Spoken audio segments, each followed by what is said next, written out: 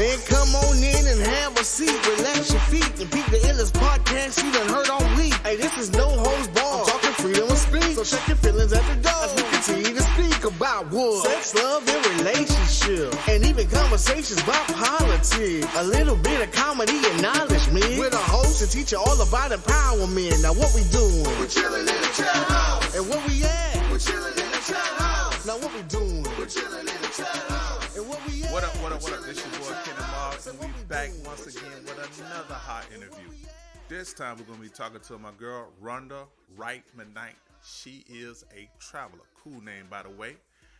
Her social media is the Wright, and that's with a W, Getaway, and her website is www.thewrightgetaway.com. She's been all over, man, all over the U.S., Europe. She's even been in Africa, Antarctica, Alaska. She's going to talk about her experience, things you may or may not know about traveling. So let's give Ms. Ronda a call and let's get into it. Welcome to the chat house. Hello. Hi, Ronda. This is Ken from the chat house. How are you doing? I'm doing fairly well. And yourself? I'm doing great. Great. Yeah, so, you and I were speaking earlier about travels, and, we spoke about doing a podcast on it, and, my listeners would like to know more about traveling abroad. Perfect. I'm ready. Okay, sounds good. First off, let's talk about like how did you come about getting into travel? Because I know you were saying you was from a small town and certain elements came together and you became a bit of a explorer. Yeah, so, growing up in a small town, my family just didn't have a lot of, I would say, excess income or even knowledge to be thinking about traveling abroad or exploring many other places outside of maybe a Florida trip. And that usually was, by car. So I had an opportunity when I was in high school to play softball on an international team over in the Netherlands. So that was my first experience with leaving the country, with, experiencing a different culture. And it just made me want more. It made me want to see and understand more. Now in college, I was broke, so I didn't get to travel too much. But, as I started to, mature, get my first job, it was still in the back of my head, and I made it a priority, to just see the world.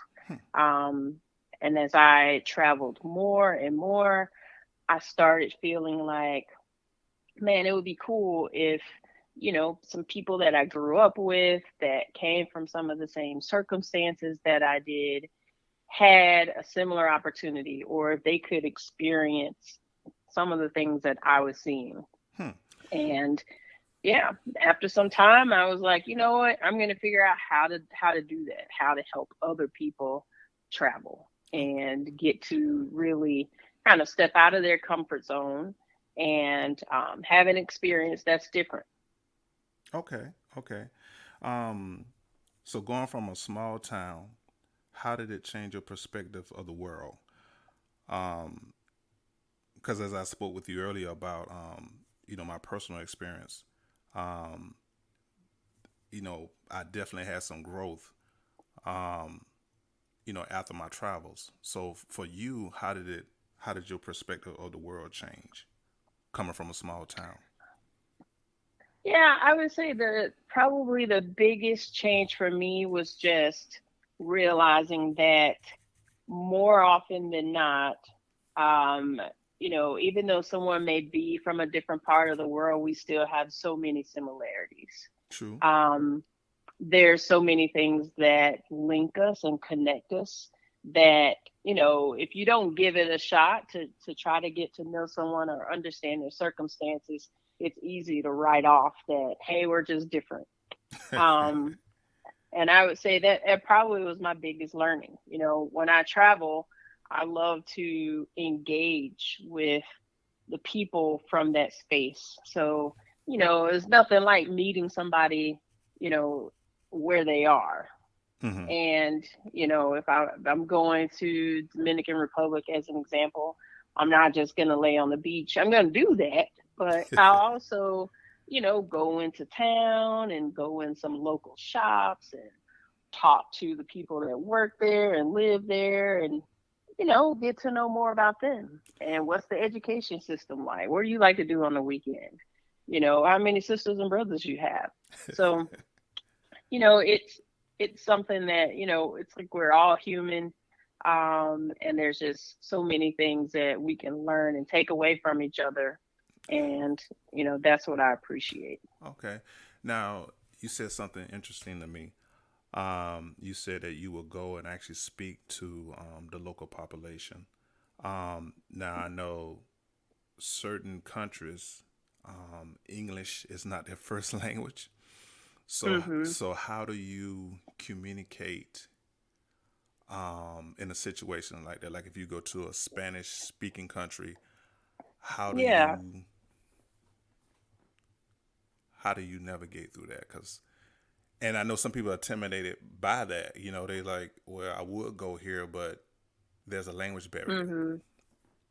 Yeah. So, I guess there's two things to keep in mind. First, many countries, I would say at this point, probably the majority, even if English is not their first language, it's probably the second or third language spoken Hmm. there, particularly for business purposes. So, unlike the US and a lot of other countries, people speak multiple languages, and it's pretty natural to see that. Um, but what I always do when I'm traveling to another country and English is not the primary language or if it's not the first language, and I tell my clients the same thing, I always pick out 4 or 5 phrases Hmm. that I can learn.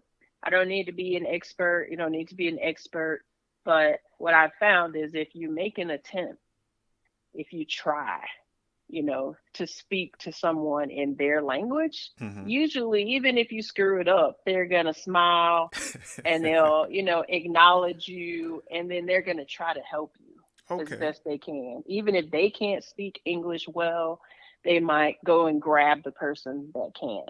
So, So, yeah. so it's safe to say what I'm getting from you is kind of like lose the fear and kind of like just go for it and just make it happen. Because like I said, That's right. yeah, because like I said, a lot of people use excuses for not traveling. And Mhm. one of those excuses, which is my next question to you, a lot of people, they'll use language as a reason not to go. Another excuse would be finance. They'll say, Mhm. "Oh, it's too expensive," or So, how do you plan for a trip when as far as the money wise? Yep. Yep. So, what I'll say about finances is, just like many other things, even a car payment. When Yeah. you go and buy a car from the lot, most people, some maybe, but most people don't show up and hand over, $30,000, $40,000 for a vehicle. They True. make some upfront payment and then they pay over time, Hmm. right? So most trips, I'll say it's not always the case when you book on your own, but usually when you work with a travel agent, with which I'm um, have the certifications as a travel agent as well. Um, and this is just me telling the truth, not publicizing my business. But when you work with a travel agent, because of the relationships that we have with different suppliers Hmm. and because of how much money is being spent as a collective travel agent community. Mm-hmm. We're able, for clients, we're able to say, okay, my clients want this trip. It costs $5,000.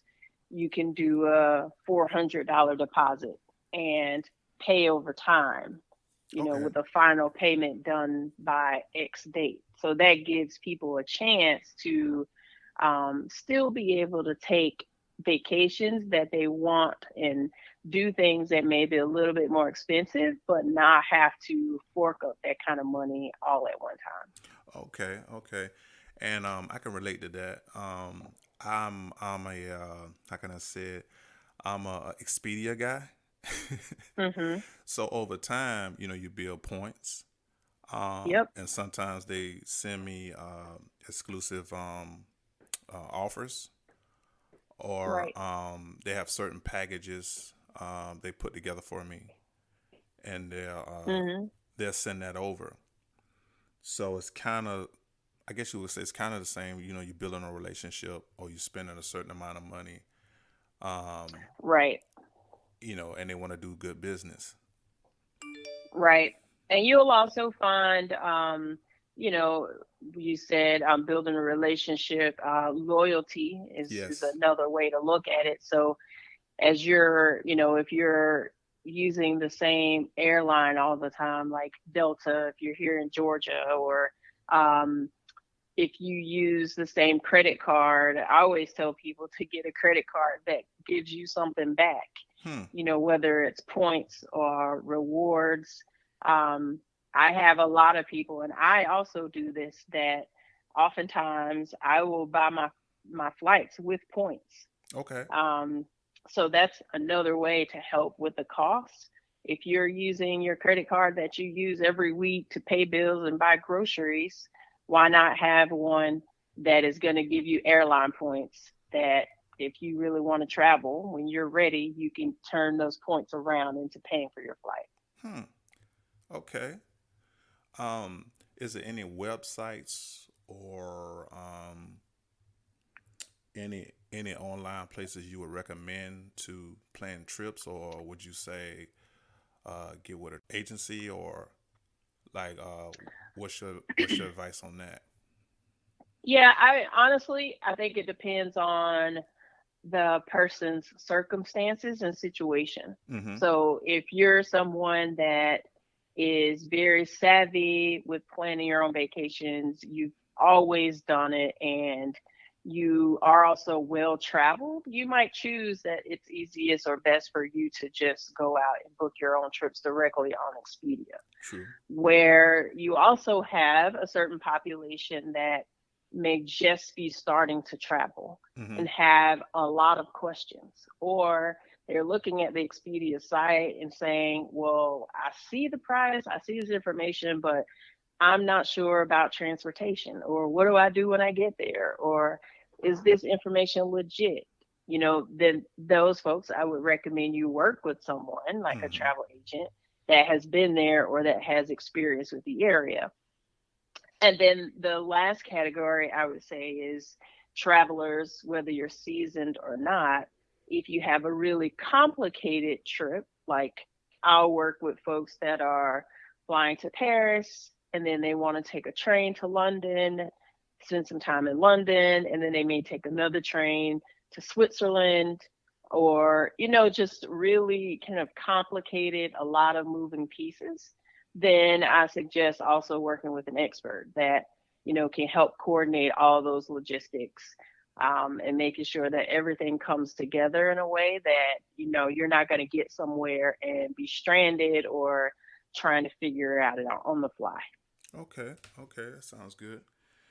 Um, as you were speaking, um, I was thinking in my head, I was like, for like a first timer, somebody coming out their comfort zone, would you recommend a cruise, or just jump right into getting to a destination? Mm. A cruise is an easy one because Okay. you are basically just getting on the boat. And once you get on the boat, everything is pretty much taken care of. Your food is taken care of, unless you decide to do like something special or extra. The activities are taken care of. Everything is kind of in one place and it's easy to navigate, Hmm. right? So that's a good, easy way for somebody to dip their toe and kind of start their journey. And I have some clients that's all they want to do. They prefer cruising. That is their bread and butter. They love it. They can get on and play bingo and go to all the shows and have good food, and you know they're in hog's heaven, right? Yeah. Um, Others I have don't like being on the water, don't Oh want to be yeah. on the water that long, or don't want to be around so many people because cruise ships are large. Oh yeah. So it's like they really want to kind of go and be in their own space. So for those, then if they're just starting to explore, if they're not ready to do something big, then usually I'll try to send them to the opposite coast. If Mm. they live on the East Coast, then hey, let's plan something in California or, West, to give them a flavor for just exploring in a completely new city. True. Um, so that's another thing. I mean, the U.S., a lot of people don't think about it or think about it as like vacation, but Hmm. it's so large and there's so many things you can do and different experiences you can have in this country. And it's cool because when I go to other countries, they're always like, I want to come to the US. I heard about the Grand Canyon. I heard about New York City. I heard about Las Vegas. So they, hear and see all these like beautiful things that we do and experience. And some people kind of take for granted. True. And you can kind of do that, and it's in your backyard, for a flight that won't be too expensive, and you can have these differential experiences. Well, let me say this, and as once again, as you speaking, I'm thinking. Um, I was told because my wife, she's half Greek, and we actually watched one of your videos. I think you were in Greece or Mhm. preparing to go. Um, Mhm.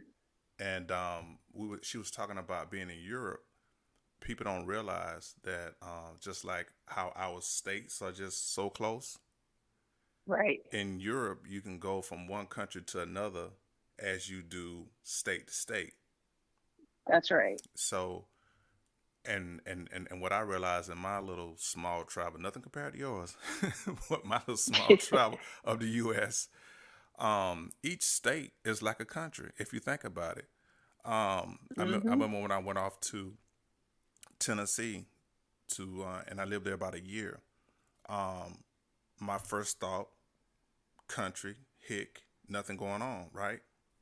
Got there, Mhm. and I lived in Nashville. Totally the opposite. Right. Totally the opposite. And little fun fact, I actually worked in Opryland. Ah, Yeah, nice. which is its own city, like huge place. but but when I tell you, my idea of Tennessee was backwards, Mhm. and even when I traveled to Charleston, South Carolina, um, I don't know if you remember Rodney Scott. He was on the Right. Netflix special. Like they had like the top barbecue guys from the U.S. No, actually, Oh, right. So when I traveled, yeah. I literally met him. Down to earth, cool guy. Mhm. Wouldn't have never met him if I hadn't traveled.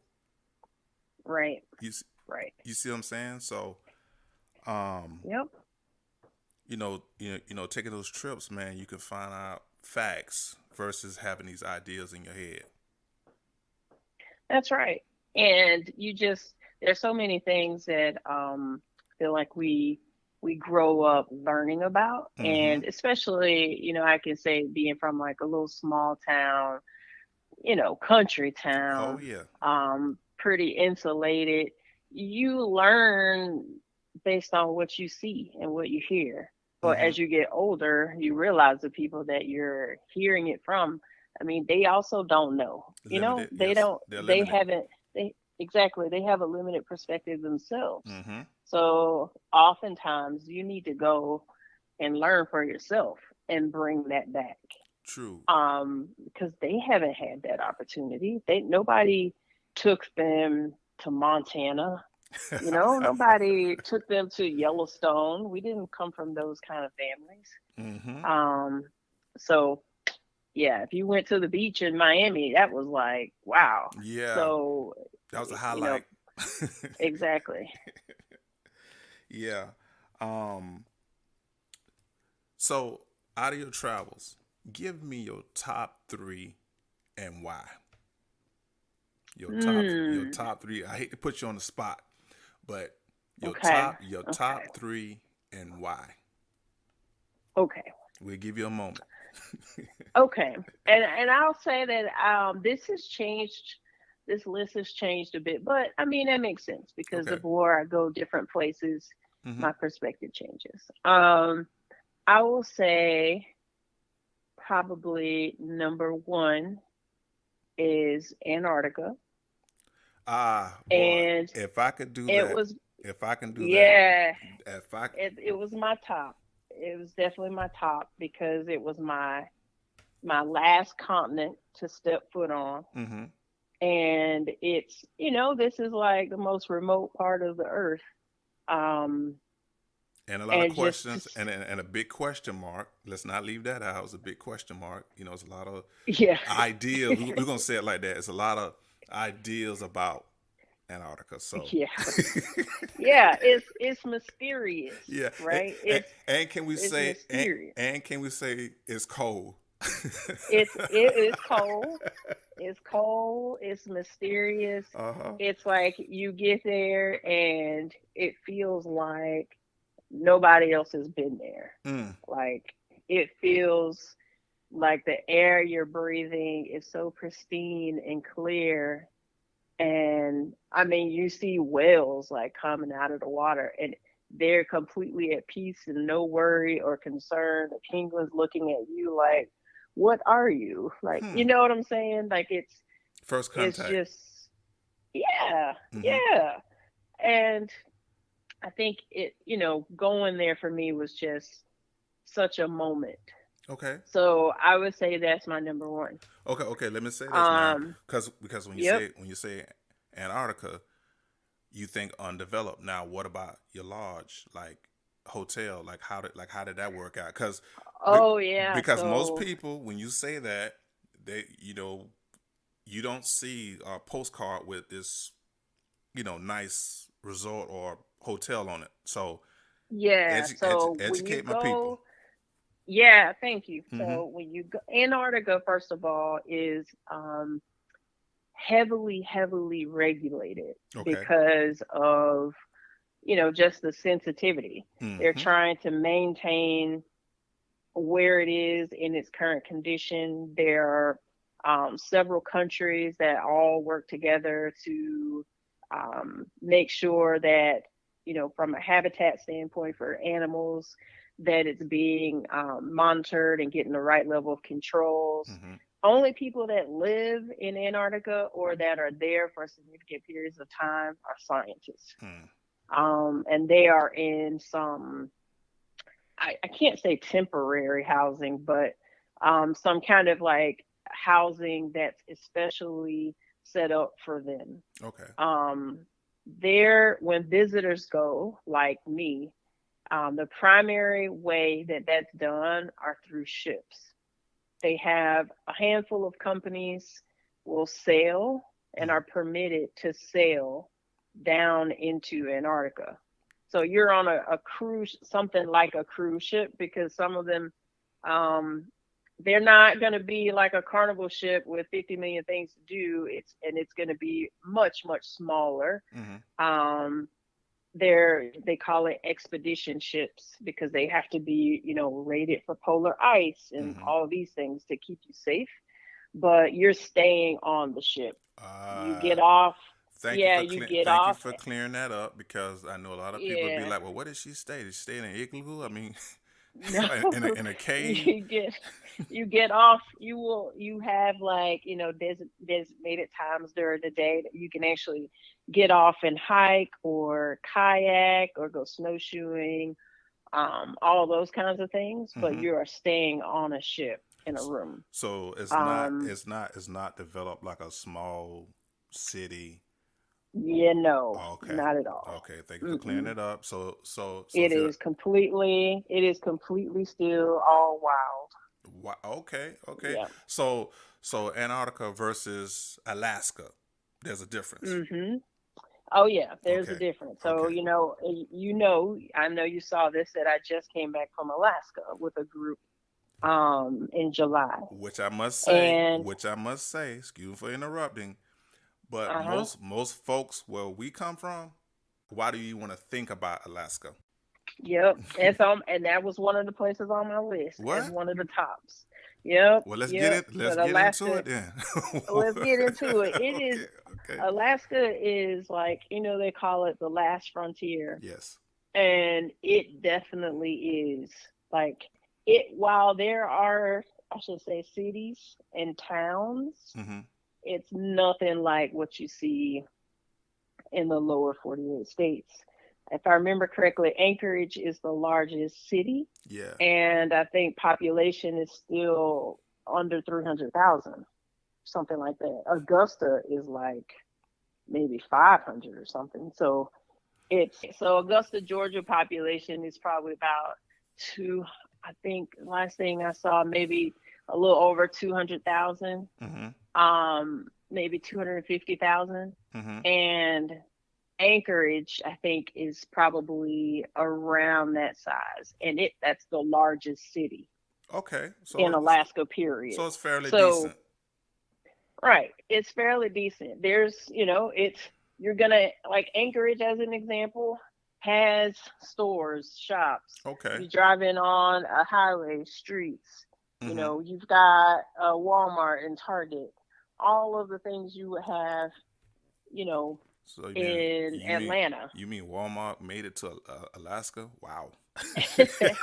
Okay. Yeah. So Okay. you've got all of those conveniences, Okay. but um there are only two other big cities in Alaska, and that's Juneau, the capital, Mm-hmm. and Fairbanks, and they're not as big as Anchorage, and they don't have as much. So I think about my time in Juneau. Mm-hmm. Juneau is the capital city. You can only get to Juneau by plane or sea. There are no roads that go into Juneau. Um, So Rhonda, you might be scared, yeah. folks. So, plane or boat? Is it like on an Yeah. island? Is it isolated from the mainland, or? Yeah, it's slightly it's kind of, they call it the inner passage of Alaska. Like if you think about how Alaska is shaped, Mm-hmm. kind of have this big part and then it kind of tails off. Yes. Yeah. Um Yeah. Kind of like so Florida at and the Juneau, Keys.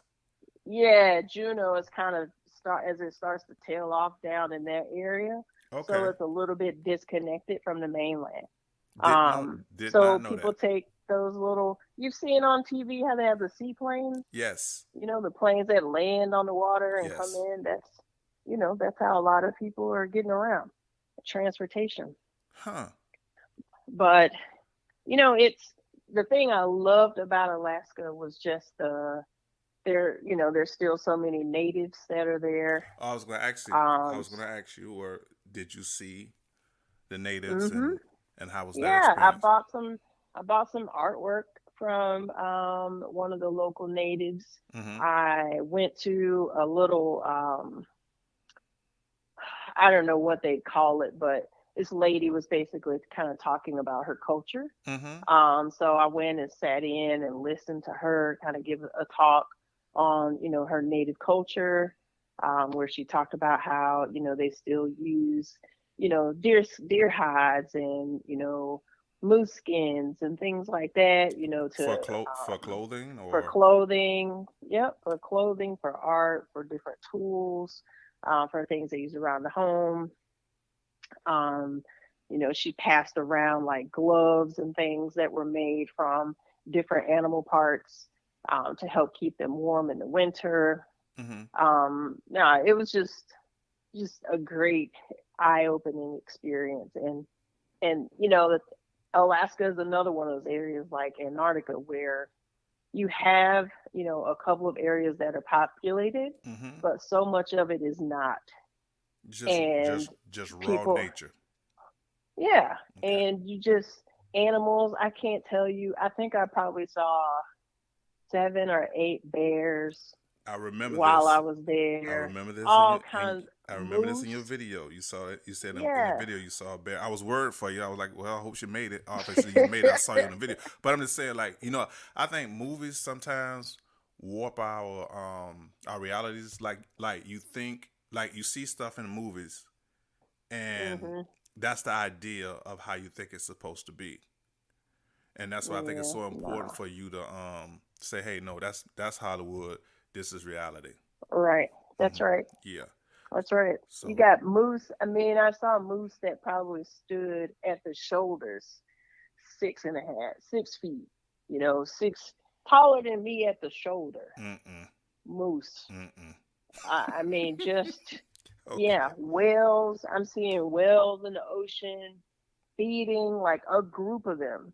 They call it bubble net feeding, like Mm-hmm. 7, 8 whale all together, like chasing fish around to get them all circled up in one area, and then they're like scooping them up, hopping out of the water and scooping them up I, and eating all these fish. I think I Like, saw this on a nature channel. yeah, Yeah, yeah, yeah, yeah, and to see that for your own eye with your own eyes, it's crazy. yeah. Okay. So that's why Alaska's on my list. All right. So grand finale. What's number three? Number 3 for me would have to be Australia. Now we went from cold to kind of cold to hot. Yes, Okay. yes. So let's explain. Be- Australia for me was just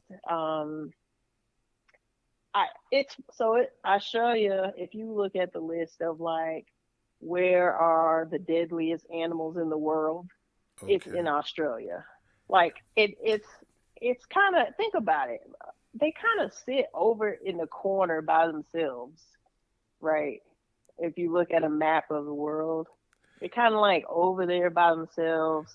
Um, Now as you speak, and you said deadliest animals in the world, I'm thinking to myself, okay, where's she going at with this?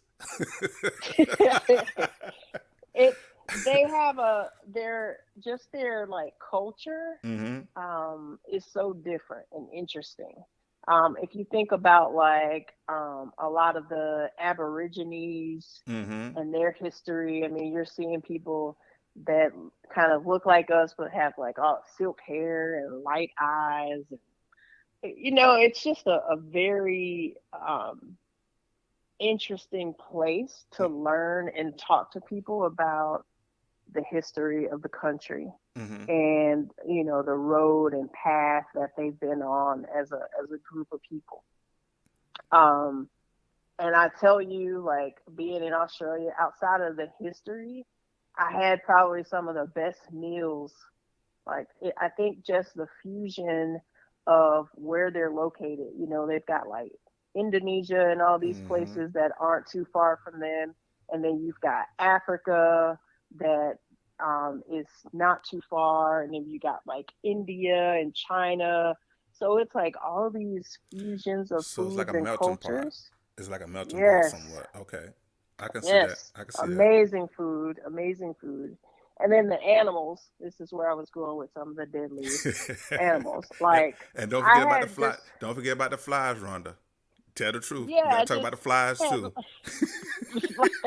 it just had like crazy animal experiences there. You mm-hmm. know, like I can remember walking on a beach, and that we're walking, me and my friend, and somebody is like walking the opposite direction. It's like, oh, there's an adder right over there. Just be careful. Like it's Mm-mm. nothing, and it's a gigantic snake that probably could have killed us.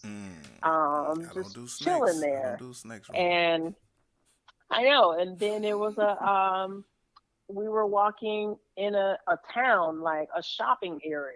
Okay. Think about, a busy street with cars going up and down and stores on both sides with people walking in and out of stores shopping. I walk underneath a tree and all of a sudden I see everybody making weird faces and looking around. And I look back and there's a gigantic python rolled Okay. around the branch right over my head that I I just don't went do under and I snakes. about passed out. I don't do Yep. snakes. Okay. And then the third one, we were at a picnic. We'd gone on this little excursion and we were with a group of folks picnicking kind of at the edge of the woods by this massive lake. Beautiful, Mm-hmm. just beautiful area. We're eating. The barbecue is awesome. They love to do an Australian barbecue. Food is awesome, and I'm tearing it up. Mm-hmm. And at some point, I just sit back a little bit to digest my food. Mm-hmm. And as soon as I sat back, all I saw was wings. And a Wings. gigantic bird came down and snatched the sausage off my Hell plate no, we ain't doing that. and flew away. We ain't doing that. And everybody was looking like, oh, I can't believe that just happened. Wow. Wow. Yeah. So Mm. Australia Oh, is just like, it's just raw. It's yeah, just I raw. would say so. Like, Birds stealing your yeah. food, pythons everywhere. Oh, I gotta ask. Did you get in a fight with a Yep. kangaroo? Did you I see any did not get kangaroos? in a fight with, I saw many of them. They're like deer. Like when you're, think about when you drive in the morning In in some Georgia. different areas in the mornings. Yeah, you see deer across Right. the field. Normal. That's the kangaroos. Mm-mm. Like they're just out. You know, they're Wow. just out and about everywhere. Would you So would you yes. would you say there's any health benefits to travel? Like could you think of any health benefits? I feel like well, prior to COVID, I would have said I feel like traveling, I've gained my body has gained some grit and some enough germs from different places that I don't feel like I get sick a lot, you know? Okay. Um, because you're mixing and mingling and you're around, people and kind of pick up different things. It's like when you have a kid and they tell you to let them do, Right. Which is total opposite in play your in the mind. dirt and Yeah. yeah, Hmm. yeah, so they can build up their immune system. I feel like in some ways, Well, I was that's helped me over the years. well, I was thinking more like mental, stress reliever. Ah, We know here in the U.S., we're a lot of our food has chemicals in it that shouldn't be, and it's mhm, actually mhm, banned in a lot of countries. mhm. Again, like I said, my wife, she's half Greek, and when I started eating a lot of the Mediterranean food, um, it digests differently. I feel better. Mhm. I remember I went to one of the Greek restaurants here in Florida, and they served the whole fish. I wasn't used to that, Rhonda, Oh at yeah. all, at all. And well, I'm just saying, when they put the fish in front of you and his eye is still in his head, Mhm. that was a shocker for me, you know. Um, Right. and then they praise olive oil a lot. Oh yeah. Yep. So for me, travel, eating different foods, um, like you said, the conversation, the peace of mind, the education, um, even in my small travels, I can see the health benefits in it. Just having a peace Yeah. of mind, you know what I'm saying? Like, there was one Greek lady she said, "Do not tell me what you ate, but tell me who you ate with." Never heard somebody have a Mm. mindset like that. But imagine I met you for the first time and we sharing a meal and we discussing life, philosophy, and I leave full, not only from the meal, but I leave full from the mind because of the Right. things you've said and the things I've said.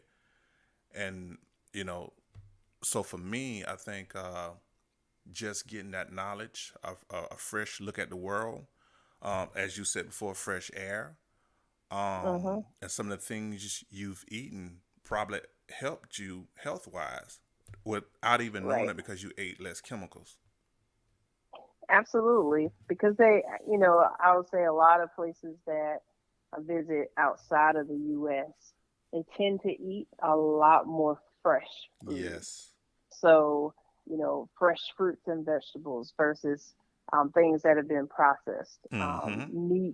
Meat that's coming, either right from a farmer or out of the ocean Right. directly. So there's just a lot more fresh consumption Mm-hmm. versus like a lot of the things that we do that's packaged foods, things that Or are steroid. yeah, yeah, things that are made at a plant.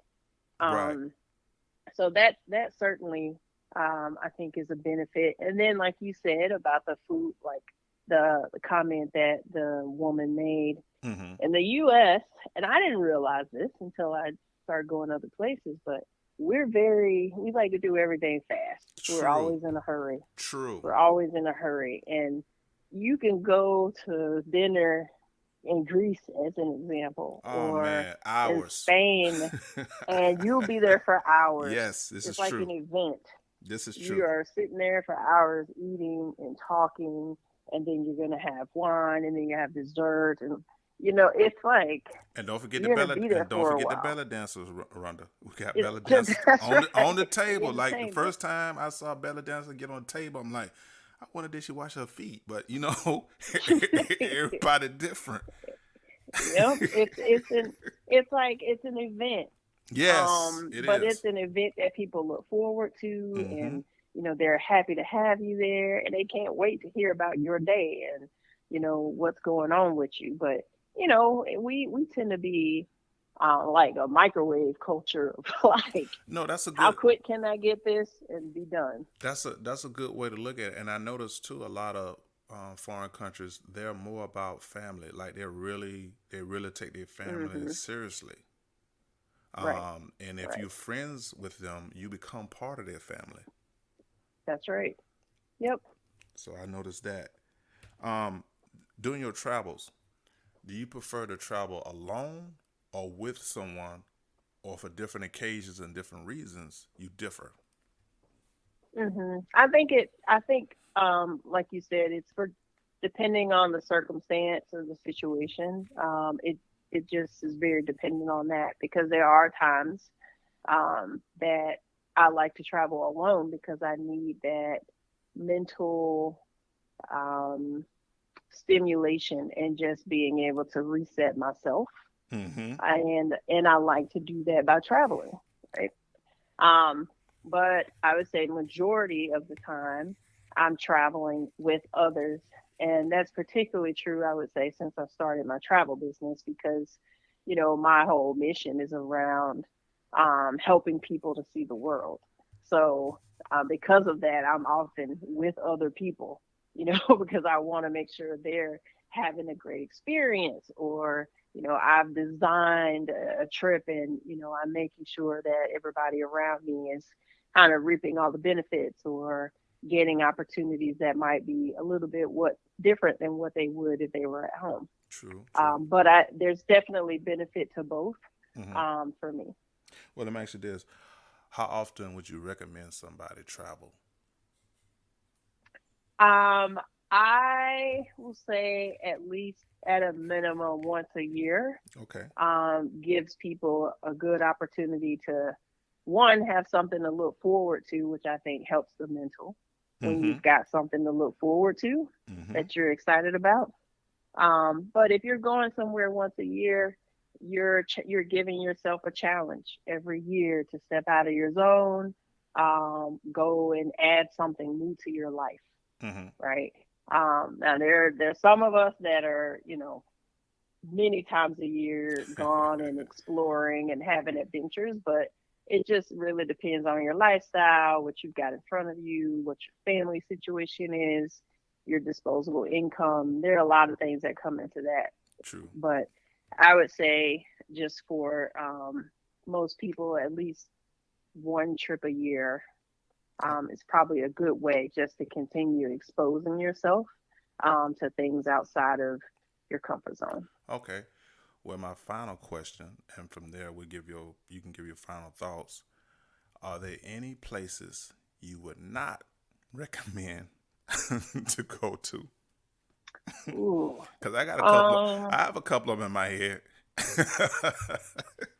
I recommend not. Or let's say let's be fair. Let's just say you would be cautious of going to, Mm-hmm. because it's certain places that because of maybe it's a conflict going on in the country, Mm-hmm. or Mm-hmm. there's tension between that country and the U.S. I mean, this is a reality, Yep. Yep. Um, Or if you don't want to I be, would say, or if you don't want to be Pacific, I understand that as well. yeah. I mean, I'll just call out one that's probably obvious for most people, but I would just be really cautious in going to Russia right Got you. now. Don't have a reason to It's go anyway. Yeah. I mean, they have some beautiful architecture. Right. In Moscow Mm-hmm. that I'm still it's holding out on my list of hoping one day I could make it there. Mm-hmm. But it's probably just not a great time, Right. as it seems like there could be a lot of risk in doing so, Mm-hmm. that just might not marry up to the reward. Um, so some of those type places where, like you say, we've got conflicts, Oh yeah. it's probably best just to stay away. Mm-hmm. And I guess if I think about where I didn't feel as welcome, I went over to Germany last summer to do some work, and it just not like anything happened or um, it was one of those, probably one of the only places I've been where I couldn't just have open conversations with people Mm. and they reciprocated. Mm. I just didn't get that back. It just felt like I was trying and trying to engage and get to know them, and I wasn't getting much interest back. I understand. Um, I understand but perfectly. yeah. Your final thoughts to the people. Take a moment, think about it, and Hmm. give your final thoughts. And don't forget to plug your business. Thank you. Mm-hmm. So final thoughts, I would just say, um, in my mind, being able to travel is a gift to yourself. Mm-hmm. It's a great way to keep expanding your mind, and as you're taking in new information and ideas, you're able to influence everyone around you and in your circles. Mm-hmm. Um, and it's a great opportunity to really truly meet other people and connect with them where they are, learn about them, their families, how they live, and their styles. Um, because again, it gives you great perspective, Mm-hmm. and I think really helps as you start to navigate how to make decisions, or no matter how your work is, or how you think about things. It just really, I think, helps as a human race as we think about how we all get along and help and support each other. Mm-hmm. Um, and the last thing I'll say about that is, if you get a chance, make sure you go and visit Africa. Um, Oh yeah, yeah. We you forgot will about that. learn you will learn so much more than watching TV. I Mm. promise. Mm. So go spend some time thinking about it, but figure out how you can get to Africa. If you want to go next year, I'm taking a group of folks there next year to Tanzania Mm. and Zanzibar. So find me. Um, But make sure. and how do we find you? Get us on Yes. social media, get us So our emails, phone that's numbers, right. And again, website.